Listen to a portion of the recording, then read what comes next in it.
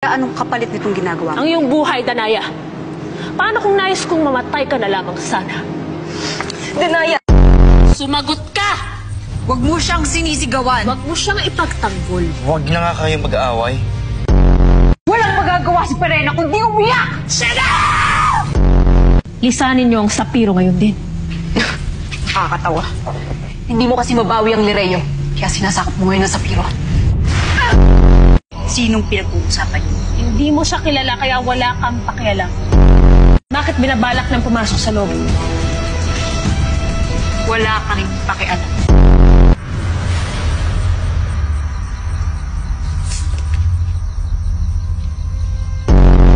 Lahat ng aking nais!